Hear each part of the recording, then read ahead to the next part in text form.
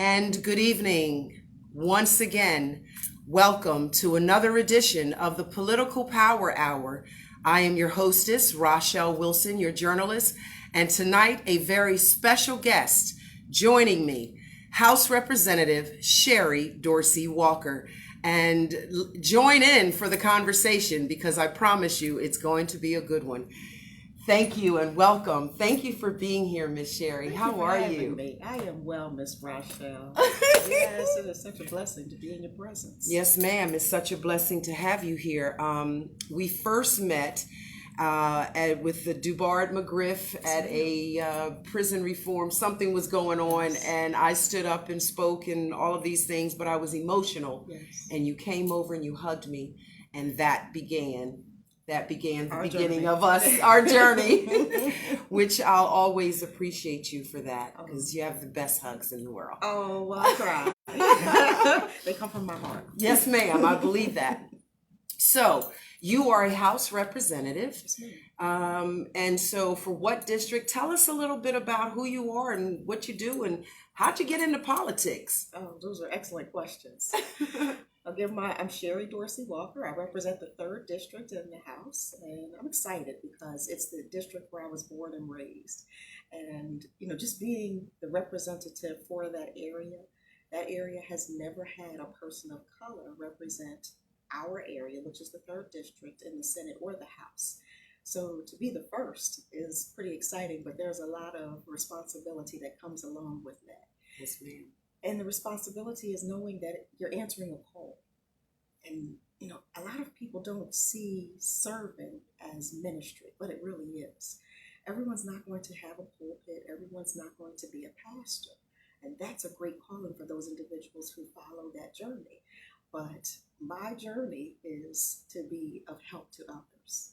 And there is a scripture that says there's a greater anointing on the one who serves. And I just love being of service to my community.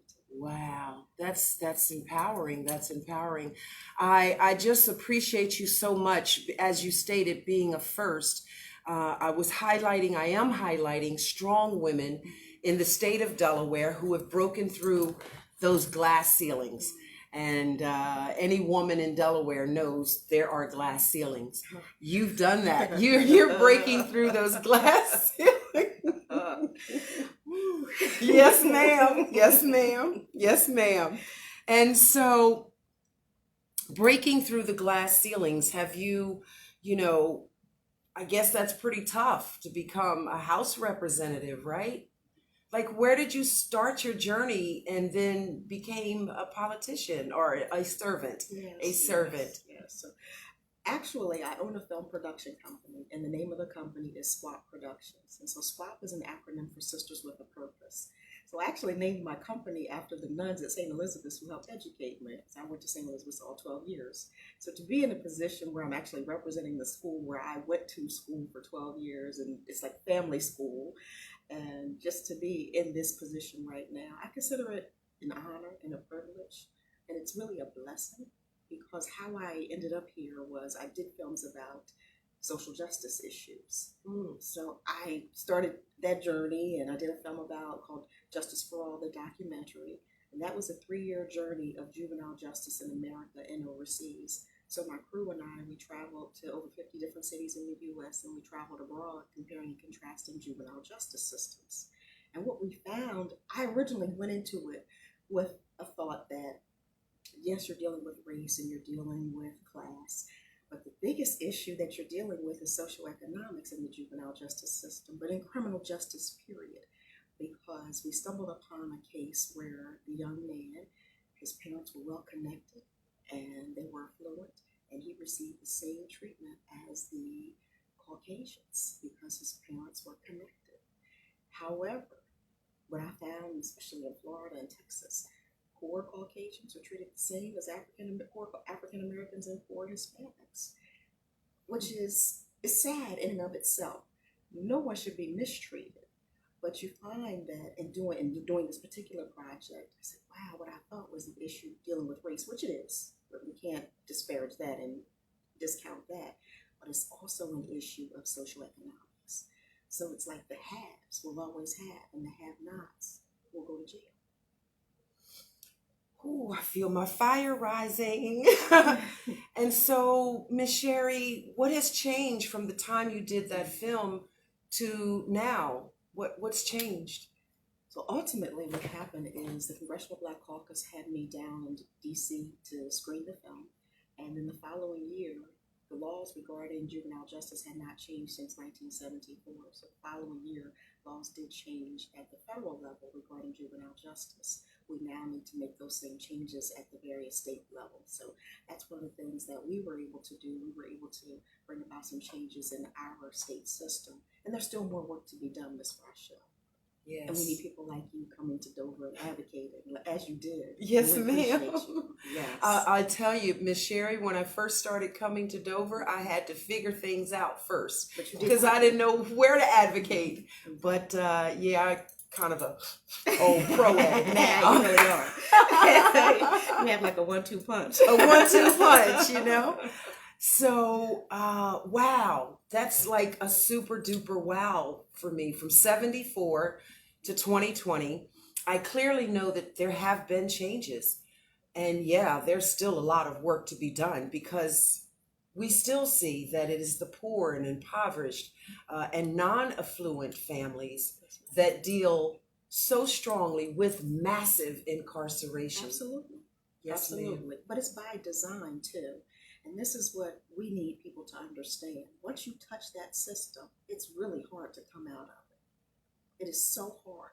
And it's a $1 billion industry. Yes. Billion. It's a $1 billion industry. And people who are vested in that industry, they don't want to see that industry change. So, Ms. Rachelle, we're up against a system trying to ensure that people of color are treated fair, and poor people are treated fairly in that system.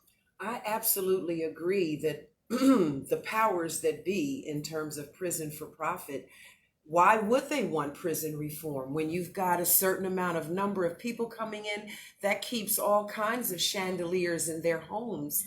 Absolutely. And yeah, it is a system.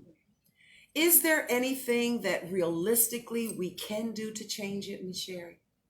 Yes, what we can do to change the system is how we are raising our children and what we're teaching our children. And what does that mean? That doesn't mean that people are bad people when their children go to prison. I want to make sure we have clarity on that. What I'm referencing is... Say it again a little louder. Make sure everybody heard you say that part. Just because someone's child made a mistake, it doesn't mean that the parents are horrible people. Or that the child is horrible. No. A lot of times it could be just that one mistake that has changed the course of his or her life.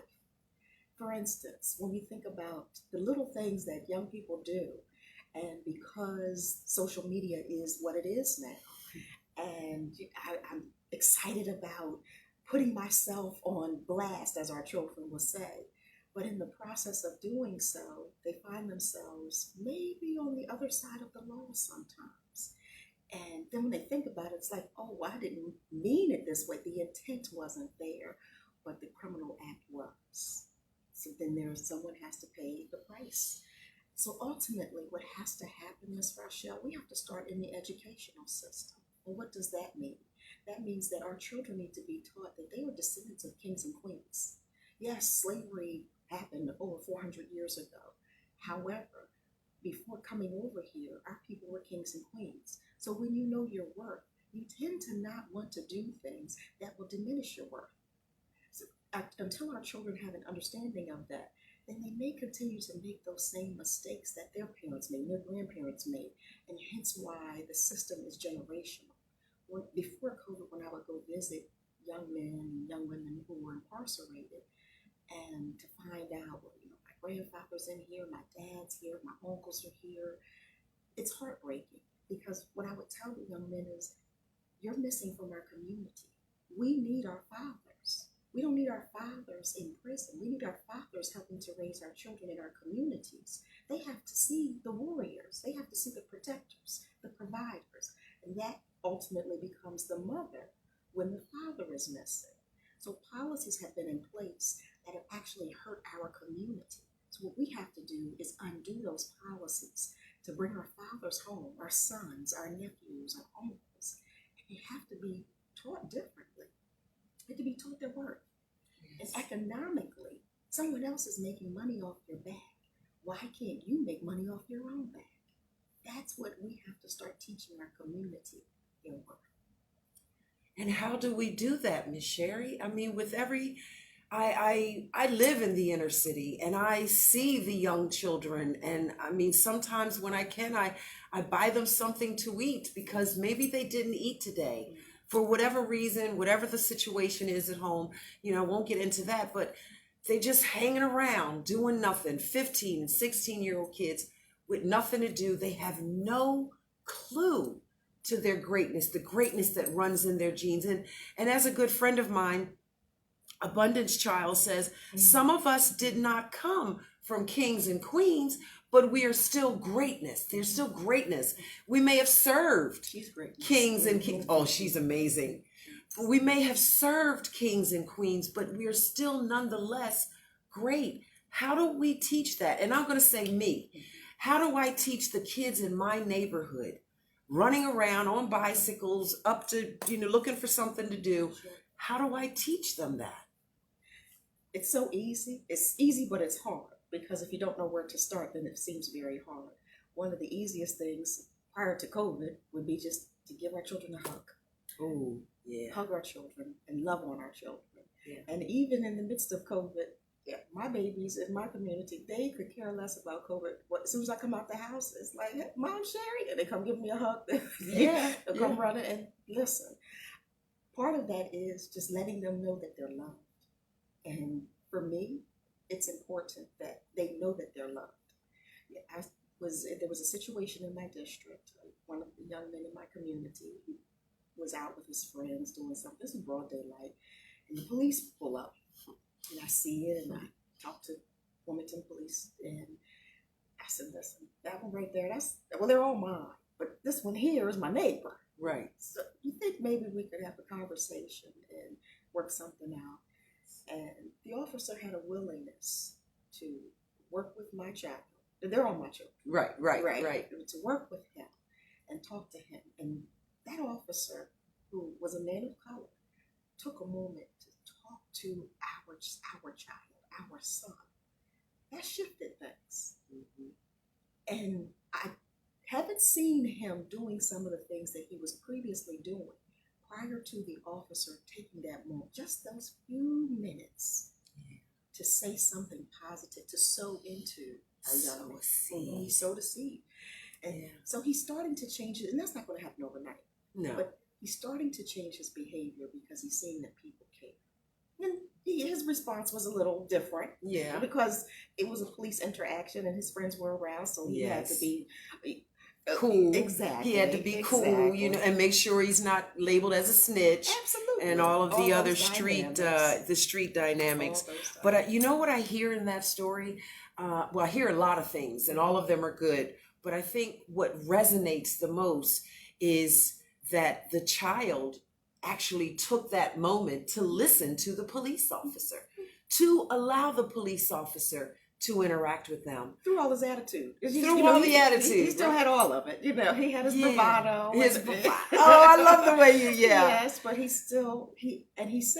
later on he said, I may not have acted like I appreciated, but I did. Yeah. But he did in that moment. Right. It was kind of like, and the police has to see through that. Do you think that would be helpful in our community to have, like, police just walking the same police walking the neighborhood, so we get to know you by name, and officer such and such knows that this is this child and that child. Do you think that would be helpful? Absolutely. So when I was on city council, the pilot program for community policing was in my district, which was the 6th district at that time.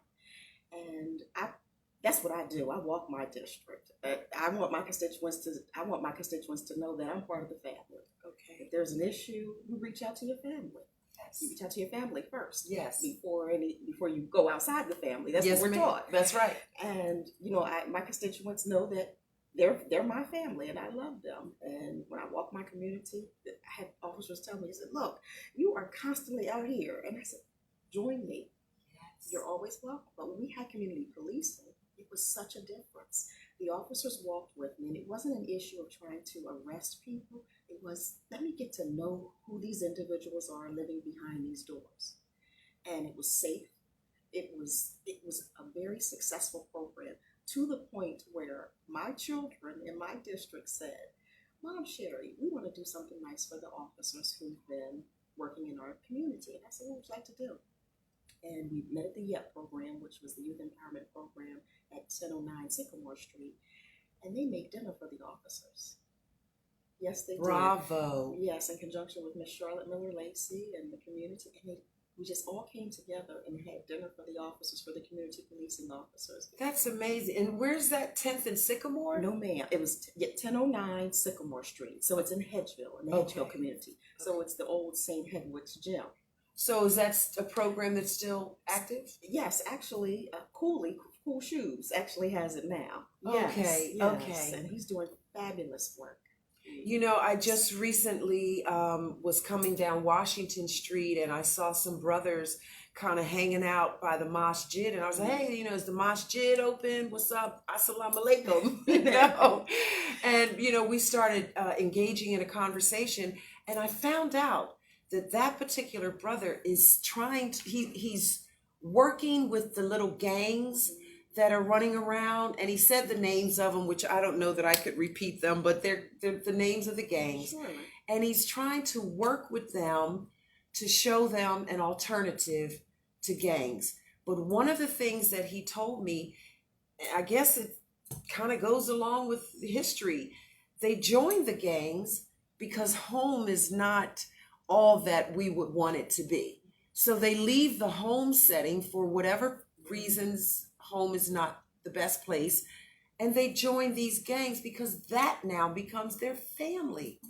So how are we going to break that up? How are we going to dismantle the gangs when they think of them as family? The community has to go back to being their family.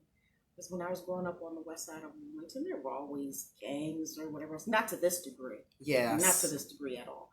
But the community was your quote-unquote gang.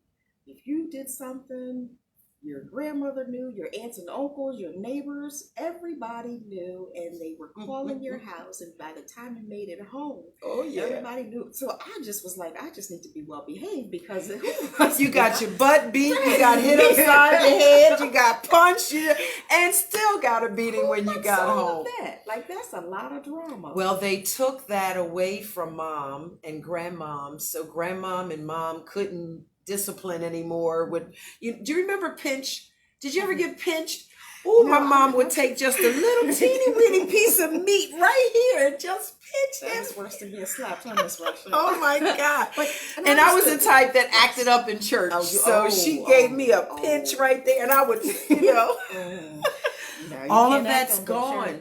All of that's gone now. You know, like if I try to say something to another parent's child to correct them, like just catch them in the moment and discipline them, which discipline to me means disciple. Yes. So there's nothing wrong with disciplining other people's children if you're doing it with love, but not so much today. Not so much. So how can we get the family, the community to be family again? Like, these are the questions that I find are perplexing. Mm-hmm.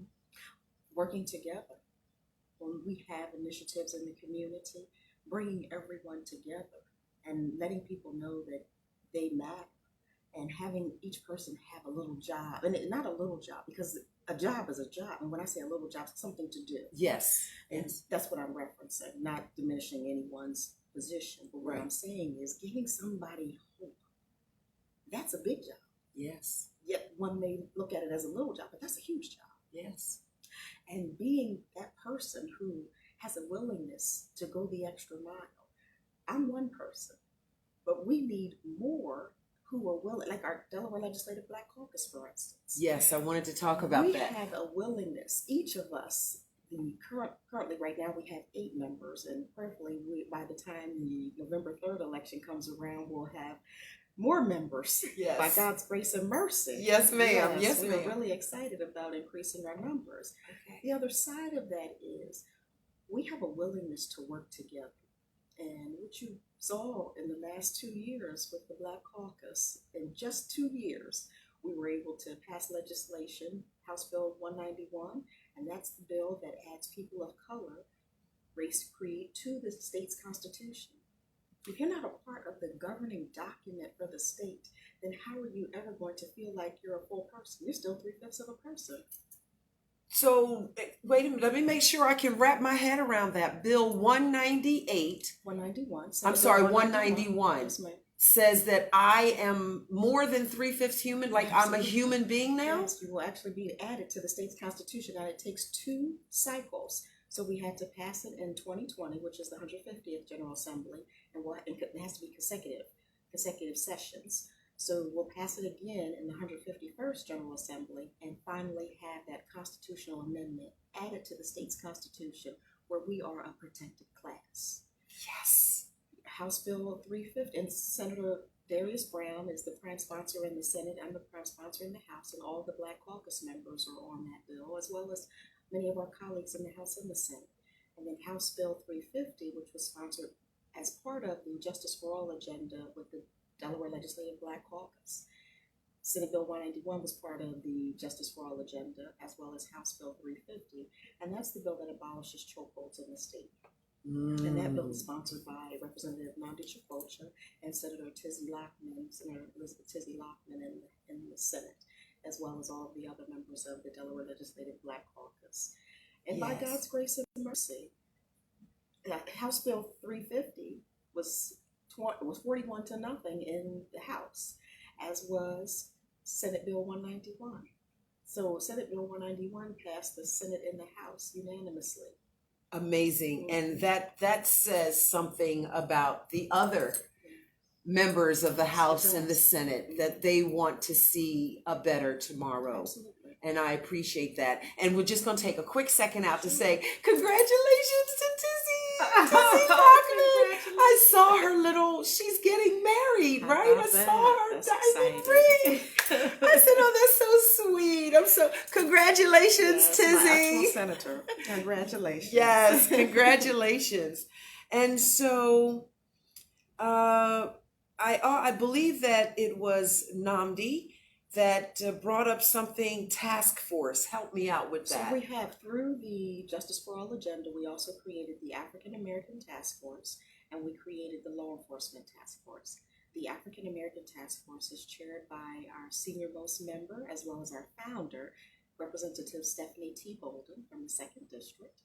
And the Law Enforcement Task Force is chaired by Representative Franklin Cork, who he served 30 years on the New Castle County Police Department. So we have some great people from our caucus chairing these initiatives. Yes.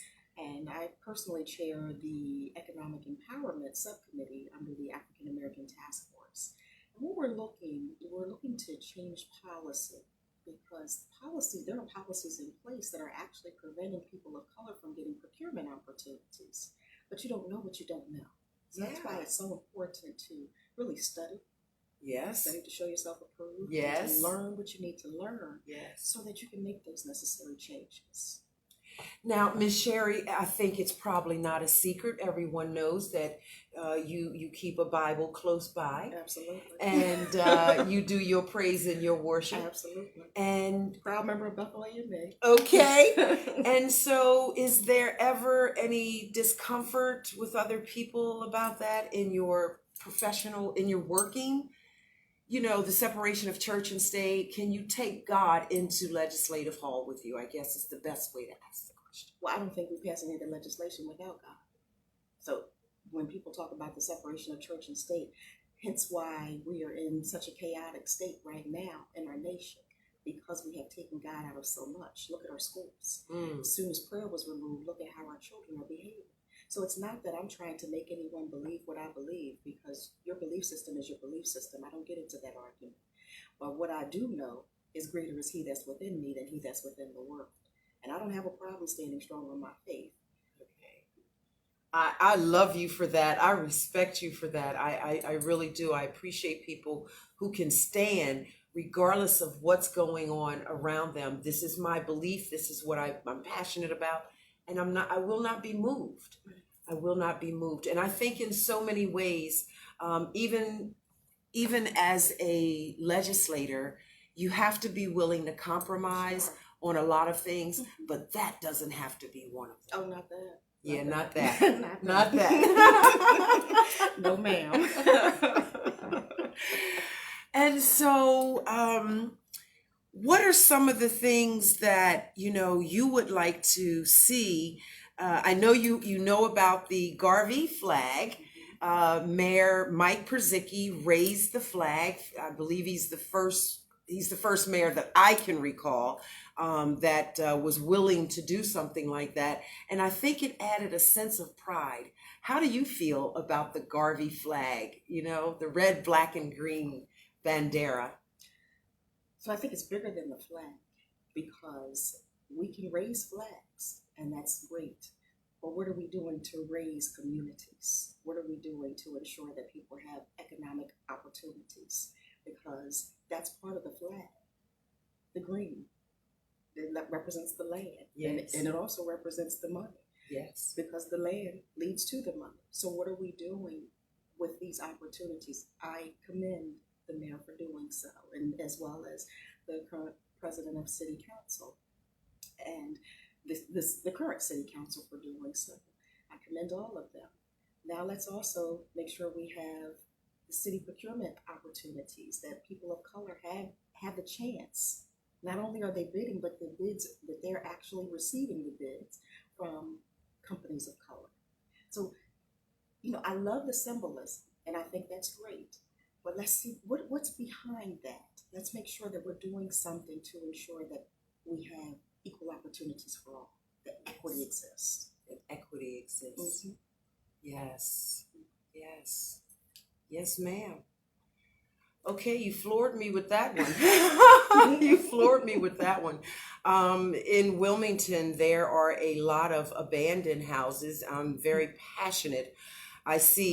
To me, it doesn't take rocket science to figure out that if you've got a host of abandoned properties and a host of people living under the bridge, that perhaps connecting the two of those things together might do something good.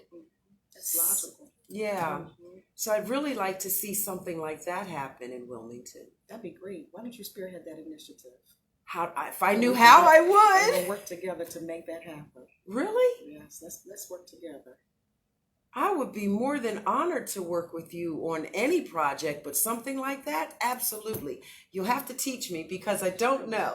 Surely. But I would like to commend the mayor's office and city council because everyone is coming together around Pastor Lottie Lee's project at 4th and Rodney, and that's Solomon's Court. And I want to give all of them credit for the work that everyone is doing to make that dream come true.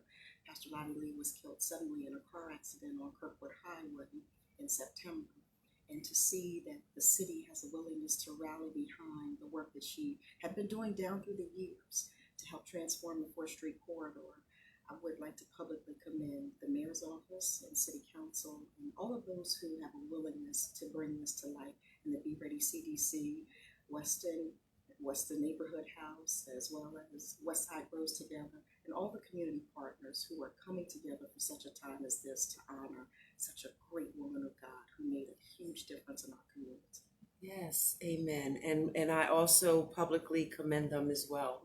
I personally, as an advocate, I'm still learning a lot. I don't know everything. And that's one of the reasons I love doing these interviews, because just like I'm learning, the people are learning. And so I don't know the whole story, but I have heard tidbits about it.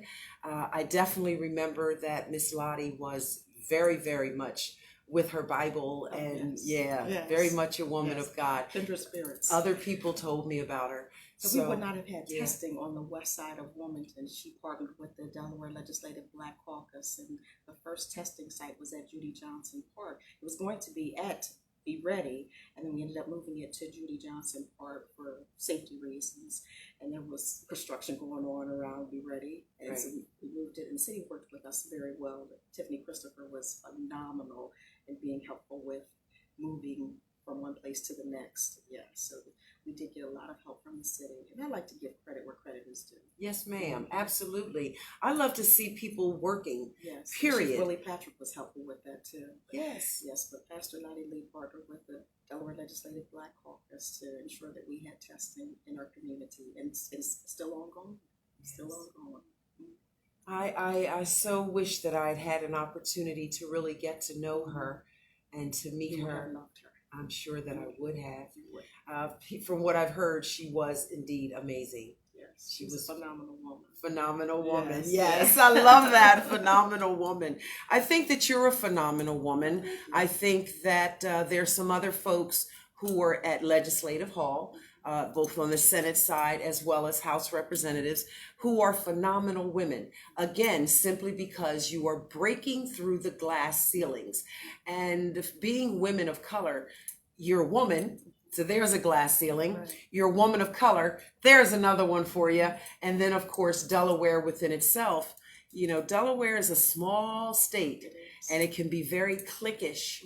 You know, I don't like you because you like John, Yeah. you know, and I just think that's so petty and childish, but yet it is very real. Mhm. And I think it stops people from getting the work done. And I just love to see people doing the job that we elected you to do. We have a great majority leader too, who is a woman, Representative Val Longhurst, and she does a great job of bringing the women together and having conversations with us and really sowing seeds into us. And so I'd like to just take a moment and just acknowledge the great work that she does.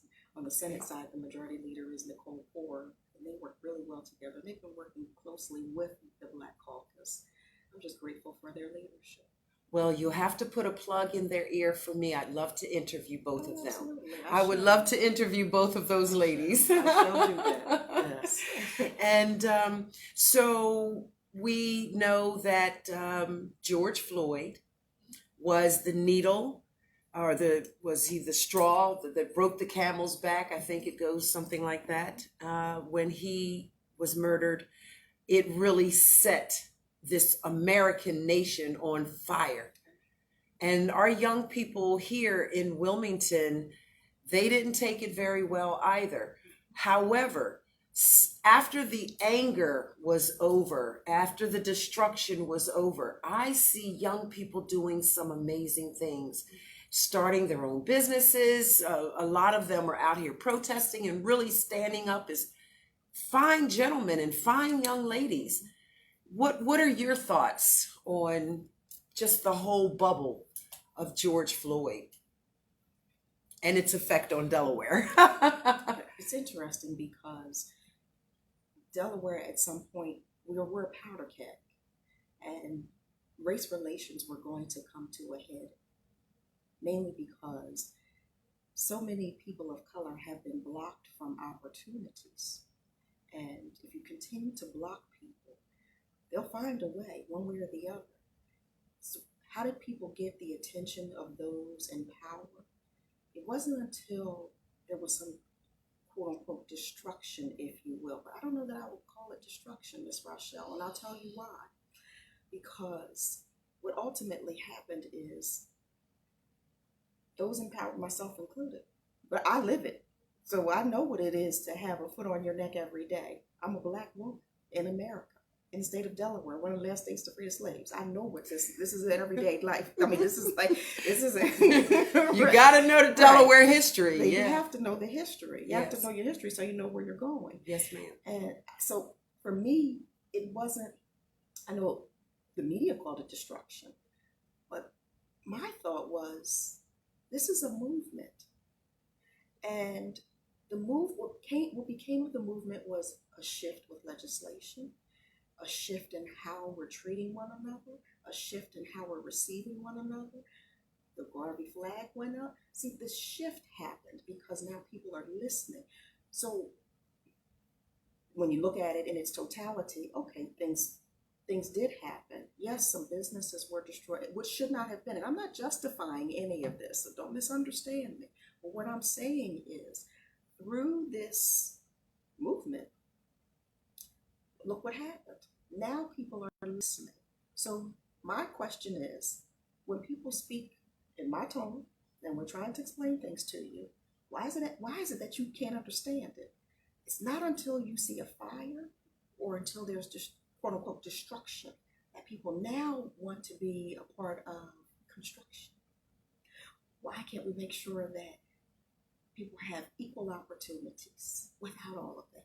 So it didn't have to happen if we would just listen to one another. But then it did happen, and now we have a willingness to move the needle a little bit. And now things seem to be a little bit quiet, Miss Rachelle. When I say quiet, like, oh, well, there aren't that many peaceful protests now. Maybe we can go back to our same way of doing things, our same policies, and maybe they won't notice. Okay. I'm going to say the best thing we can do is move forward from where we are right now versus going backwards. Because the last thing we want is to go backwards.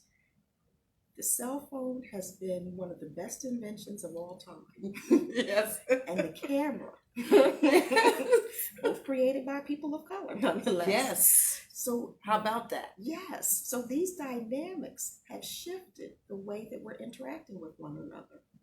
You know, the last bastions of power, people want to hold on to their power. There's a scripture that says absolute power corrupts absolutely. So what are you doing with your power? Are you using your power to make a difference in your community? Are you empowering others? Or are you using your power to hurt others? Because you can use, when you have power, you need to figure out what you're going to do with it. Are you going to be a part of the transition? Or are you going to be trying to make people go back into recession? So we have to figure out, what do we do when we finally get our quote unquote moment to make a difference in the lives of others? One thing I've seen, and I I don't recall seeing it so much before, just passing by commercials on television, or they have more black actors in the television commercials and more black television shows. I saw something that McDonald's is raising up young entrepreneurs, black entrepreneurs. These things I did not see prior to the murder of George Floyd, or the death of George Floyd. Now, you're right. Everybody wants to, it's like people are seeing and recognizing there's a problem. But it's been a problem. What happened? People's economics were affected, and then it was, oh, there's a problem.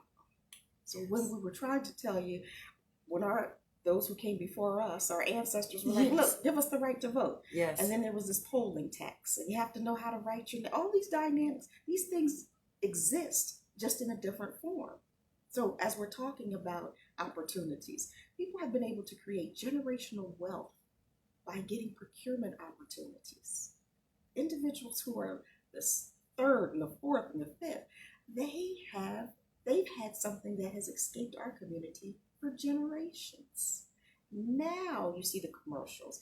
Hollywood if you had, as a filmmaker, this is what really tickles me to some degree. Right. I laugh about it because all along, I went to Howard University. I went to University of Delaware for undergrad and Howard University for grad school, for film school. And the whole time it's like, well, what is the problem? Why can't we have people of color represented properly, respectfully, and get the Academy Award? Denzel played Malcolm X, did not get the Academy Award for Malcolm X, but he sure did get it for Training Day. A corrupt cop. Now, that's not interesting. That's not who we are. I mean, he played that role. Now, oh, he played Malcolm X. He played Malcolm X. Oh, he played that role. Every role he plays, he puts his all into it. Yes. So he really should have about 20 Academy Awards. But the system that's in place did not want to award that kind of good behavior. That was good trouble that he was getting in with those types of films. P and Spike Lee and many others. Yes. But now when we look at it, now they're saying, well, you have to have at least one person of color in the film. Before, that wasn't the dynamic. In order for the Academy to consider your film for an Academy Award, you have to have at least one person of color. But prior to George Floyd, that wasn't the dynamic. So, well, there was always, not always, but there's always been like this token Black person. We just get one Black person just to show the world that we're not racist. What was the role that that person was playing? Aunt Jemima and Uncle Ben. And so, you know, and that was, it was what it was at that time. But now, why are we not showing, and this is important, like the one thing I credit Tyler Perry with doing is the images that he's showing. He's showing people of color in positions of power. So if you can see it, you can believe it, then you can achieve it. Prior to COVID, that's why I visit my schools in my district. I want my babies to know you can be a state representative. You can be a city council. You can be a state senator. You can be governor. Yes. You can be what you want to. You can be a teacher, because we need you to sow seeds so we can reap the harvest. But we need our children to see it so they can believe it and they can achieve it. And that's why our images are so important. And I think those images, you know, being someone who came from, I was a teacher for about 12 or so years, and I was a substitute, so I got to go around to all the classes. I love that so much. I didn't have to stay stuck in one room. But I saw, as a result of that, I saw some of our white teachers that were absolutely fabulous with our Black children. I mean, just loved them even extra more and gave them encouragement, and oh, they were just fabulous. And then I would go into other classrooms and not so much. It didn't exist. And so I think what I'm trying to say is, if education is the great equalizer, then our teachers must be a part of that equalization. There you go. Yes, I think so very much. Well, in becoming a legislator, I realized that education is more political than politics. And you may say, what does that mean? Yes, ma'am, I'm going to say, what does that mean? You have the floor. Miss Rachelle, you want to see a political system, it's the educational system. It is unconscionable what takes place in our educational system as it pertains to poor children and children of color. Down through the years, okay, we put money into a process or to solve a problem. But if we're not changing the system, then all we're doing is throwing money at a problem, but we're not fixing the situation. So here's the thing, and Mr. Congo talks about it. If you're not dealing with the roots, Yes, then you're never going to be able to resolve the issue. that's right. So in my district, I had a constituent who called and said that the roots went down into the basement and went into their water system, okay? And started affecting just everything in the household as it pertains to water. And you can just imagine, okay? Right. Yes, ma'am. I'm visualizing the bubble in my head. Exactly. Without being too graphic. Yes, You ma'am. can figure this one out. Yes. And so it was like we have to deal with the tree, because the tree was also pushing up the concrete on the blocks. So we had to deal with the root of that tree so that that tree doesn't continue to push up the concrete, and my constituents, as they're riding their bikes or walking, that they're not tripping and falling. So until we dealt with the root of the tree, okay, we fixed the concrete, but the tree would still push up the concrete. So the issues in education are so institutional, and it's not just one thing. There are a lot of things that have to be fixed. Like you spoke about the educators. There are educators of all different backgrounds who love all children. I don't mind saying this. My nephew plays soccer, and his teacher from St. Elizabeth's came to one of his soccer games, and to see his reaction when he saw his teacher, for those two, it's love. She loves him, he loves her, and it doesn't matter what color she is. He sees her heart. She sees my nephew's heart. That's the kind of educator that I don't mind having in Yes. any classroom. Yes. You can be Caucasian, African American, Hispanic, Asian, whatever, as long as you care about our children. And when I say our children, I mean all children. All of them. Don't disparage what I'm saying, that the messenger is an African American, so she's just referencing African American children. All children are my children. Yes. They all know it too. Yes. So that's the kind of educator that we need. Those are the kinds of legislators that we need. Yes. We need people who will fight for all people. And this lawsuit that was just won by the Councilman Jay Street, the ACLU, NAACP, and many other partners, where upwards of $100 million is supposed to come to high poverty, high need schools. Let's make sure that money goes to the schools. Yes, let's make sure that money gets to the schools, Miss Sherry. And to our children. Our children. For See, the I got to resources watch for folks our when they get money. educators. Right. And why are our educators going in their pockets prior to COVID to fix up their classrooms? Why is there not money there To buy crayons and ink pens, and they go above and beyond to do things for the students. Yes. Trust me, I know that for a fact. You have educators dropping off laptops to our children in our communities because the parents didn't have transportation. But if you didn't have a concerned educator, how would the child get the laptop? And it's not to say that the parents aren't concerned. If you don't have transportation, how are you getting to the school? And another point that I think is important, going back to me going to all these classrooms, the teachers that I identify that maybe didn't care as much about the African American or the Black student, they also had the most trouble. They have to send them to the suspension room or the timeout room or whatever the room was called, depending on what school I was in. It was always something. It was always this teacher that had the most trouble out of Black male students, mostly Black males, but the little girls as well, because the student can feel it. Absolutely. They can sense that this teacher doesn't like me. Mm-hmm. And so they're going to cut up. They're going to misbehave. They're not going to show you the respect that you want because you don't love them. Mm-hmm. You don't love them. Right. Well, who's going to be kind and nurturing to you when they feel that you don't love them? What human being? But children have a different kind of instinct. And children see everything. Ooh. They don't miss a beat. At all. And I was in a situation and the child said to me, my parents said to me, do as I say, not as I do. And the child said, I do everything my parents do. I said, this child's 10. I said, well, I pray your parents are doing the right thing. Yes. It was funny, because yes. the child quoted the parents, but it was funny to know that this child's regurgitating what you're saying at 10. And they often do. A lot of times, and I worked mostly with high school kids, but still 14, 15, they're coming into school doing things and behaving in a way because they saw mom and dad and Uncle Johnny and Aunt Susie do it. Sure. So that they're emulating that. Absolutely. But we can't, but what has to happen? People of color have to be humanized in the eyes of those who have quote unquote power.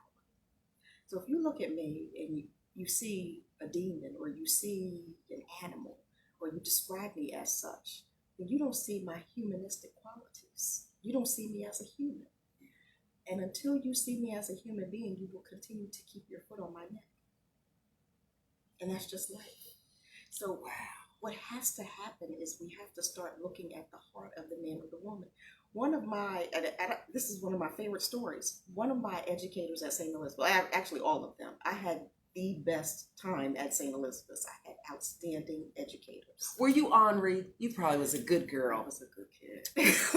We couldn't have hung out then. We couldn't have hung out in those days. I was a little ornery. I really was. I was well behaved. I was. Bless your heart. Yes. Bless your heart. Bless your heart. Yes. Grandma would say, bless your heart, child. Yes. We had to wear skirts, and I wouldn't hike up my skirts. My friends would roll their skirts. Don't do that. Sister is going to get you. Right. In trouble. But I was always the grandma, the mom, if you would. Okay.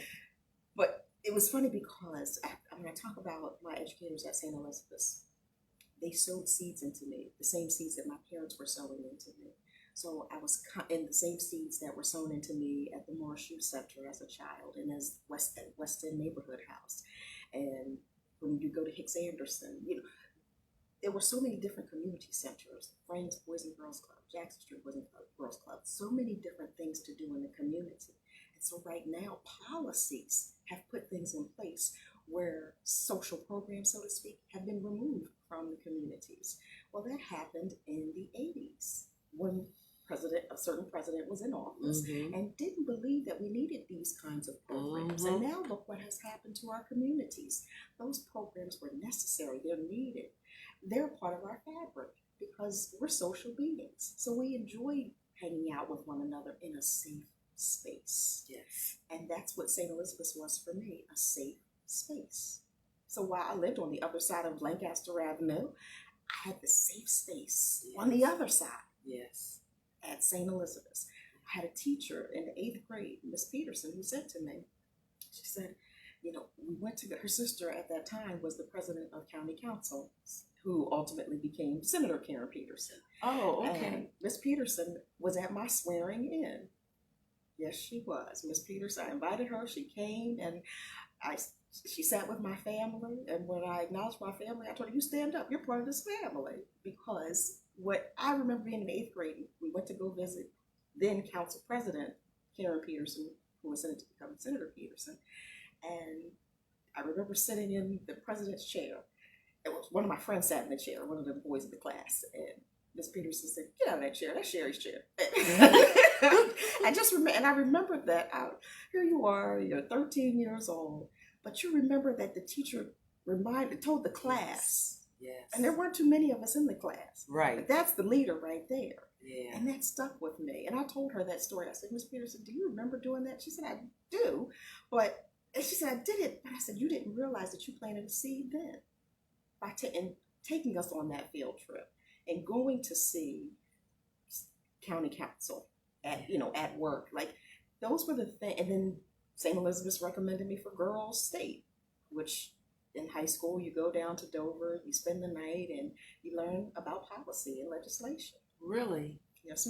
Now, still, I have no desire to be a legislator, nonetheless. I'm telling you, I don't. I became the president of student council. Like, I still don't have a desire to be a legislator. But see, God wanted you to do that. And I'm going to go ahead on and say it. Yes. God wanted you to do that. I don't know the right way to, I think it's your calling. That's right. Is that the right way to say it? It's answering the call. Answering the call. Yeah, it's your purpose. Yeah. What is your purpose? And what is the plan? And how do you execute it? You are a good girl, Miss Sherry. You're a good girl, and I believe you take goodness everywhere you go. And one of the things that I do remember my mother teaching me from the Bible was this one thing, that when Jesus would walk into a place or walk out of the place, he would shake the sand from his sandals, and he would say peace and blessings, and he would leave it better than he was when he found it when he walked in. And I think that you do that as well. I certainly speak that into existence for you. But from what I know of you, that is something that's a feeling that I get from you. So I appreciate that. And I am definitely going to learn from you. I would love to learn how to spearhead something, getting these homeless people into these vacant houses. But at the end of the day, we are women. We are strong women. You're advocating from the seat that you advocate from. I advocate from the seat that I advocate from. And we're going to make a difference. We're going to be impactful. And I think that's really what it all comes down to. We're going to be impactful when you talk about using your power. And if we use our power right, then we will see the better day. We'll see the better day. I remember being a child and my dad would take me out to go knock doors to get people elected. Still, I don't want to be a legislator. And we would go to community meetings and he said, never let your voice be silent. At this time, I must be 12. And he's like, if you see someone in a situation, they're in need, and you have the ability to help, do so. And my parents taught that to me. who helped raise us taught us. My aunts and uncles.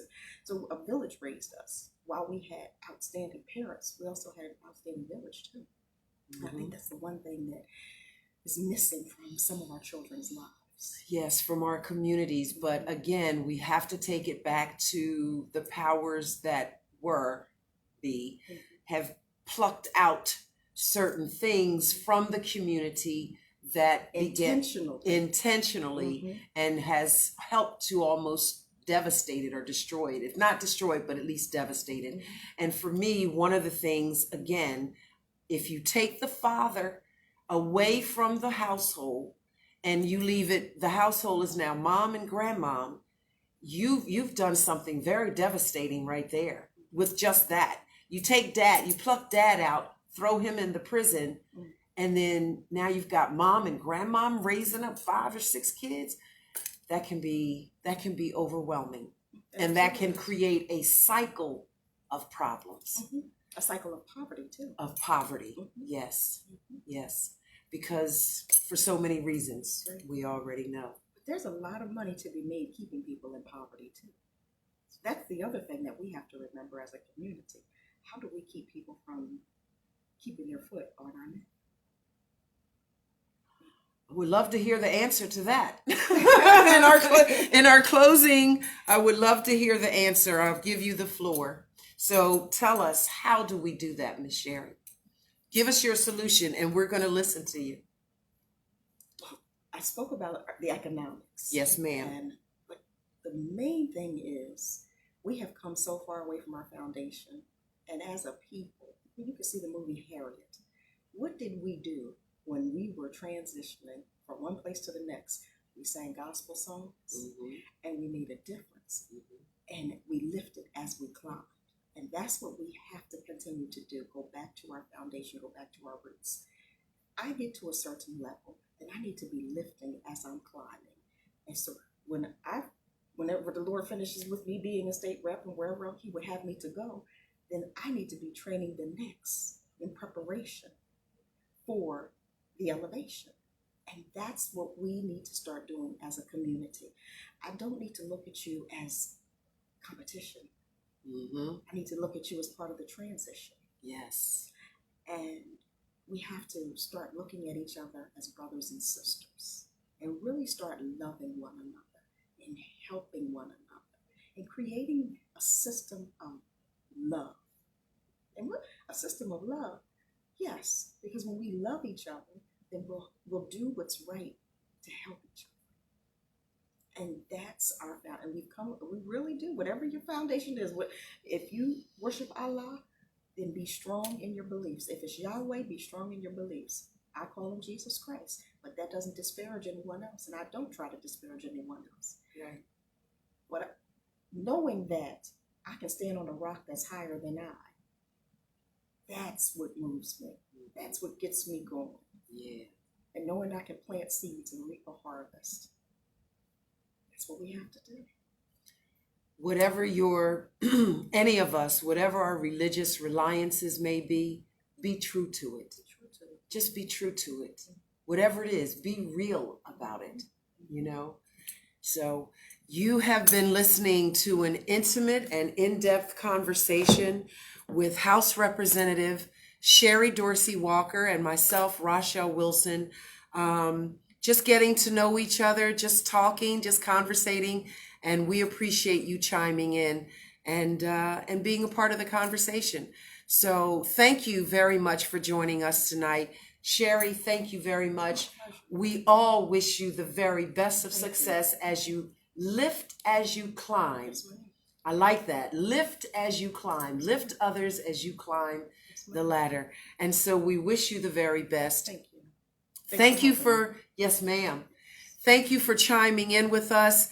And we will see you on the next edition of Make Some Intelligent Noise, the Political Power Hour with Rachelle Wilson and my guest. Thanks for tuning in. Thanks for chiming in. Have a great night, everyone. Peace and grace.